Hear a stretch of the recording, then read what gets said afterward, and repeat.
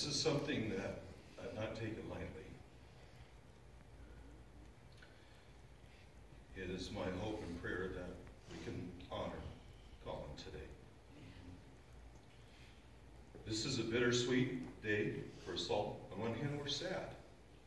We've lost Colin. Shelley's lost her husband. Our children have lost their father.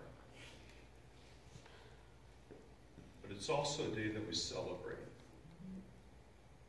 a man who left his mark on this earth. And so it's my hope today that this will bring Colin his honor. In addition, I wrote this hopefully with a good amount of humor, because I think we should be laughing a little bit today as well. Colin, like me, had a very dry sense of humor, and I think that's a good thing. So if you find any little bit of this funny at all, feel free to laugh profusely if you desire to.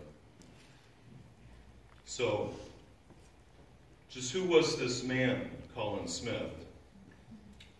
And just how do we take measure of him?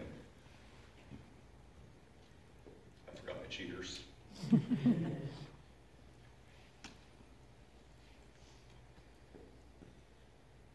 Colin was from a land far away from ours. He grew up in the village of Redbourne, located in the North Lincolnshire district of England.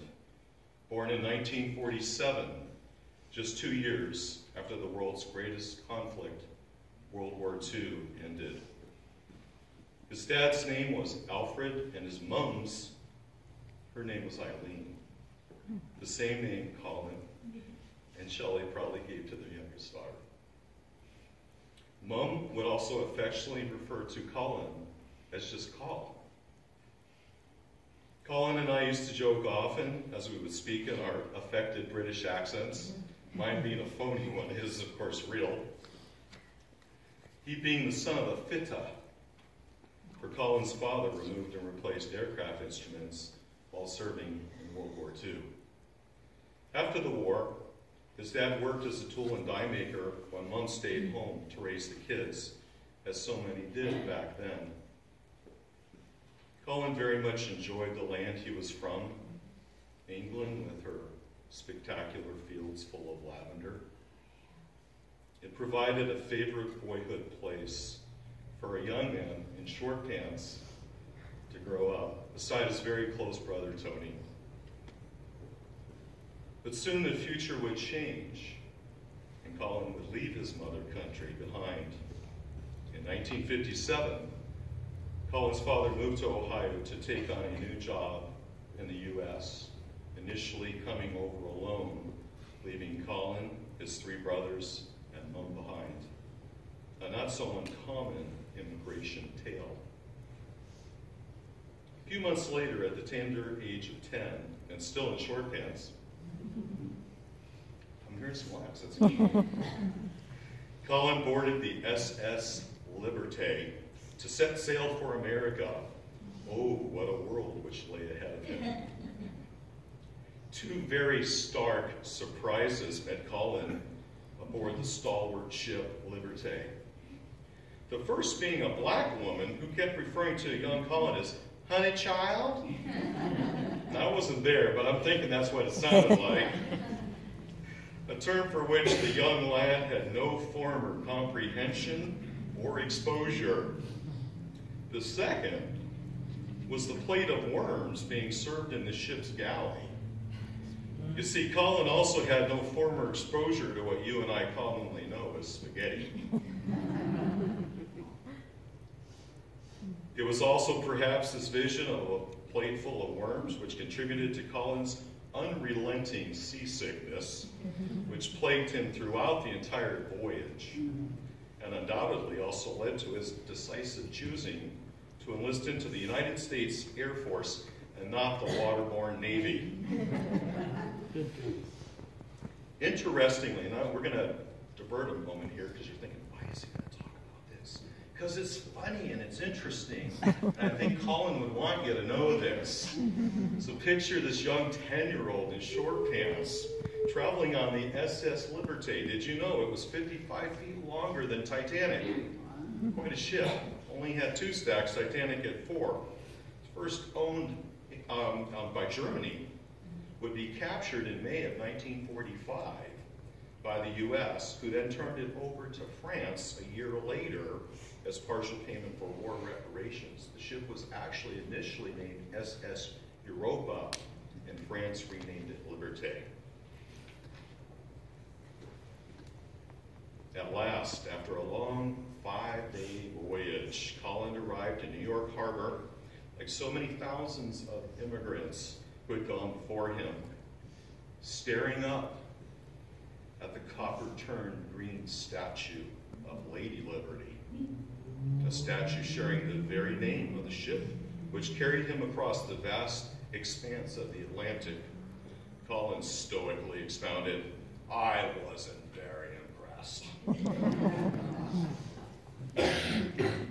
Perhaps had it been made of bits and pieces of British hardware, rather than that of French impedimenta, Colin just might have been more duly impressed. You see, Colin was never one who was short of an opinion. Colin's family settled into the Akron, Ohio area, where he would go on to attend grade school, quickly deciding to drop his British accent, as well as wearing short pants and knee socks, the other children having teased him so relentlessly. Colin then moved on to attend Ellet High School, a place of higher learning, where Colin made sure to advise, inform, and otherwise educate all of his teachers with his learned opinions on most any topic in general, this perhaps being nothing more to him than a carryover from his former British education and manner. Colin also loved to play football, or should I say soccer, as we Americans would refer to the game one plays using only one's feet. Colin graduated from Ellet High School in 1964 during the height of the British music invasion. At the age of 17, having begun his education in England at the mere age of 4, seemingly again espousing the superiority of all things British. Like me, Colin loved airplanes of all types, and it was perhaps this love of aircraft along with his keen aversion to seasickness that led to his enlisting in the U.S. Air Force in 1968 at the age of 19, which just so happened to be the average age of a soldier serving in the NAM. It also was the year of the Tet Offensive when Colin found himself in the wild, wild east, stationed in Benoit. Colin served his adopted country with distinction, and like his father before him, he too performed numerous avionics maintenance actions on the ubiquitous Convair F-106 Delta Dart all-weather interceptor, as well as the venerable McDonnell Douglas F-4 Phantom fighter bomber, all the while ascending to the rank of sergeant. Colin survived living among rats as big as cats. He suffered through hellacious monsoons and endured a vicious mortar attack from Charlie, mercilessly killing his best friend. This, sadly, was also the beginning of a dark chapter in Colin's life, one of alcohol abuse. Still, Colin employed a mama-san to keep his barracks and laundry clean, which made life among a steaming, war-torn jungle a little bit more bearable. It was only a few years after Vietnam, Colin's life would take on a whole new meaning. But we must first go back to Akron, Ohio. Colin remained in the U.S. while his father and mom relocated back to England in 1972. The year was 1980, and Colin was divorced, but was blessed with a son, Dylan, also known as Did, after the poet Dylan Thomas. His daughter possessed a beautiful Welsh name, Bronwyn, meaning princess, and also was affectionately sometimes known as Bronwyn, W-H-I-N-E, W-I-N-E, if you take the meaning. At this time, Colin oftentimes had the need of a babysitter for Dylan. So Colin enlisted the services of a local pastor, and here is where we entered into a most beautiful love story.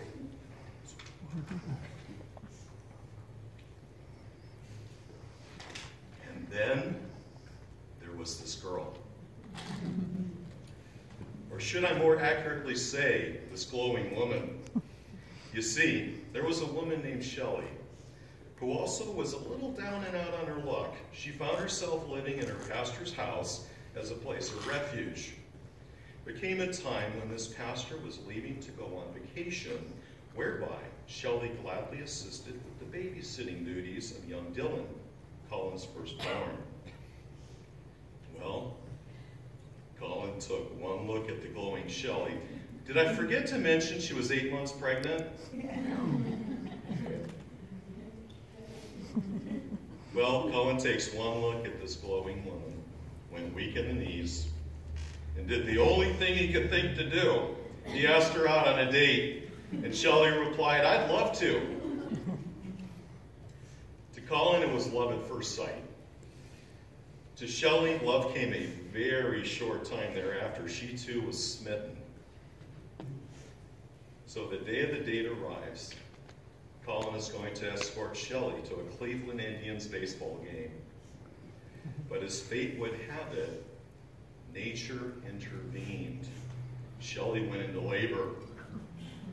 Talk about not seeing that curveball coming. Shelley phones Colin a few hours later, canceling the date, and informs him that it was only false labor.